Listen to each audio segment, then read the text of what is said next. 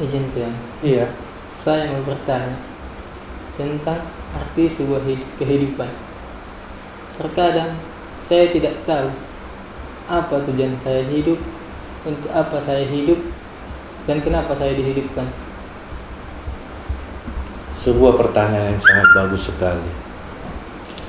Terkadang memang banyak kita tidak mengerti kenapa kita dihidupkan, kenapa kita diciptakan, untuk apa kita hidup, dan kemana kita akan hidup setelah hidup.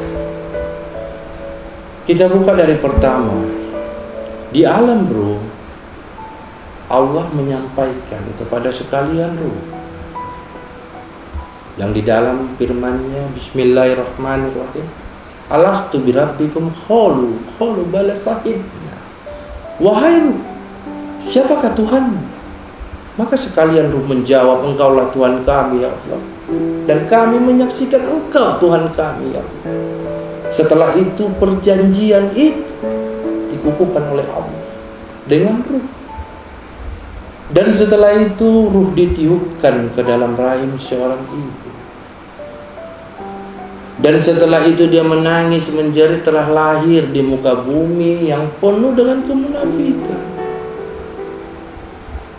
Lalu tadi tubuh yang bersih, ruh yang bersih tadi dikotori dengan gemerlapnya dunia.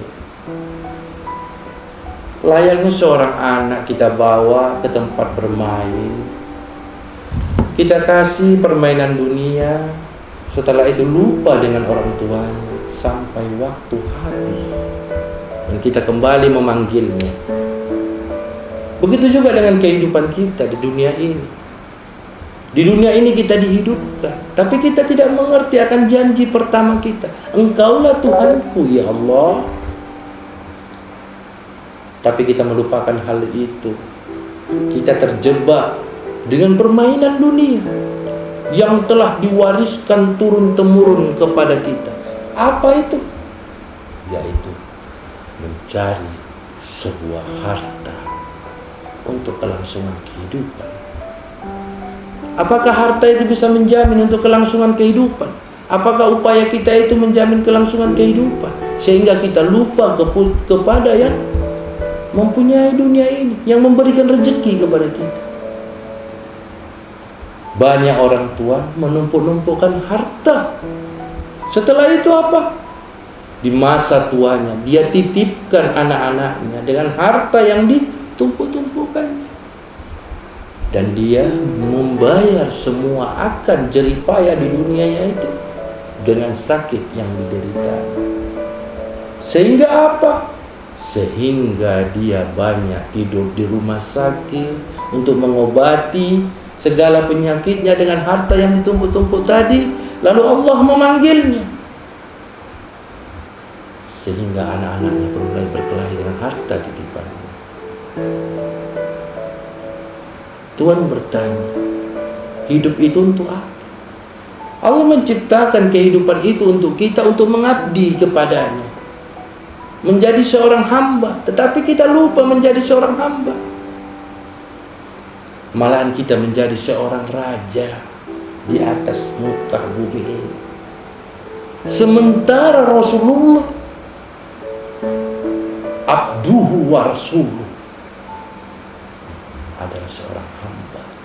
Tidak pernah dia itu merasa seorang yang lebih baik dengan makom kerasulan. Dia selalu tunduk, menyampaikan suatu kebenaran, menyampaikan suatu risalah kebenaran ke setiap permukaan, ke setiap hamba-hamba Allah, kepada umatnya dengan rasa cintanya.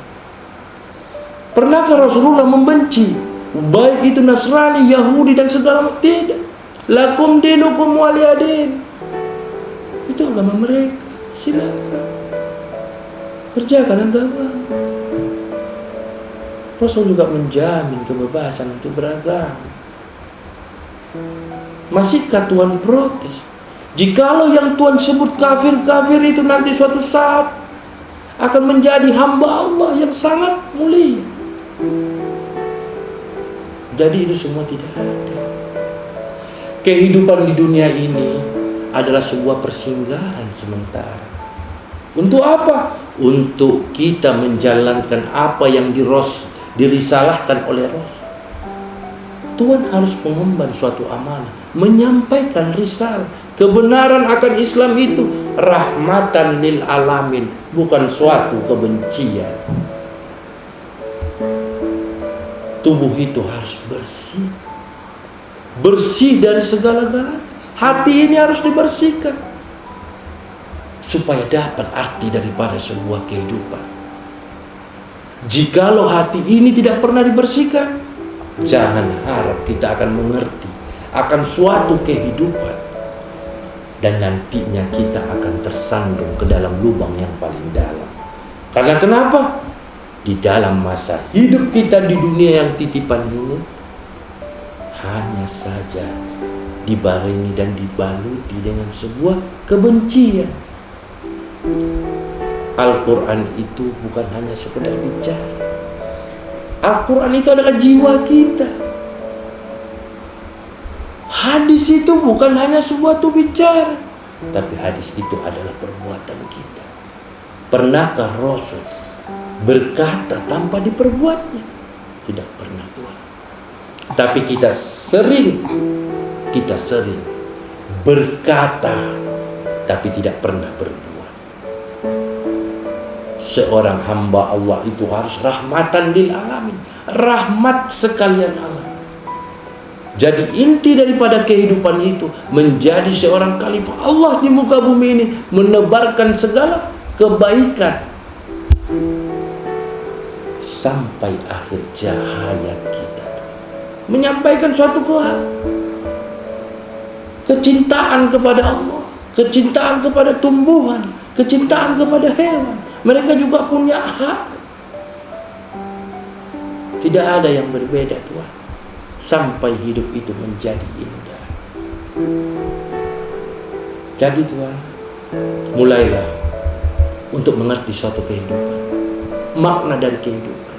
Bersihkan hati. Setelah hati menjadi bersih, timbul sinaran dari jiwa.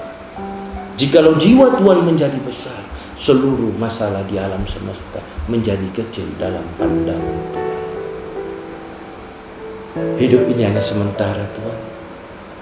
Jikalau hanya Tuhan menyampaikan sesuatu, tetapi Tuhan tidak pernah merasakannya dan tidak pernah memperbuatnya, termasuk Tuhan adalah orang yang munafik dalam kehidupan. Kenapa begitu? Tuhan sampaikan suatu sabar, tapi Tuhan tidak pernah sabar. Tuhan sampaikan suatu ikhlas, tapi Tuhan tidak pernah ikhlas.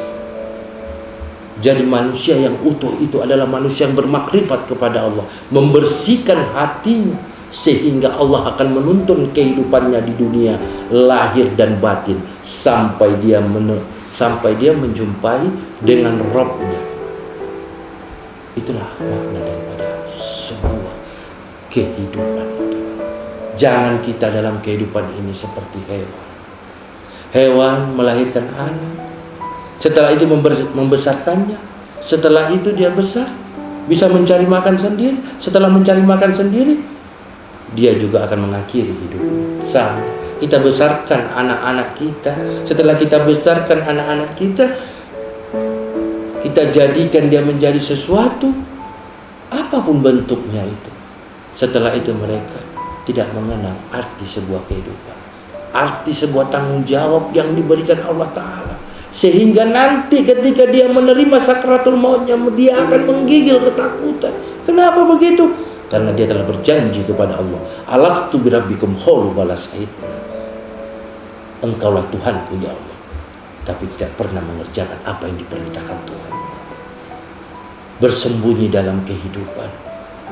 Terkadang kalau kita katakan Tuhan mereka adalah uang, atau Tuhan mereka adalah suatu pekerjaan, Tuhan mereka hanyalah apa, tapi mereka pasti akan marah. Berbuatlah kebaikan. Dengan apa? Membersihkan hati. Jikalau hati ini tidak pernah dibersihkan, sampai kapanpun tidak akan pernah datang petunjuk ke dalam diri kita. Karena kenapa? Qalbi mukminin baitullah. Hati yang bersih di rumah Allah. Di sini Allah menitipkan rahasia. Tidak akan bergerak satu biji zarah pun kecuali atas izin Allah. Jikalau tubuh ini dibersihkan, jikalau hati ini dibersihkan, Allah akan menyinari dengan nur Rabbaninya, sehingga kita melakoni, menjalani dengan kehidupan ini sesuai dengan firman Allah. Allahu khalaqakum wa ma ta'malun. Allah yang menciptakan manusia dengan perbuatannya. Mungkin itu yang dapat saya sampaikan, Tuhan. Ada lagi yang Tuhan tanyakan tentang kehidupan ini?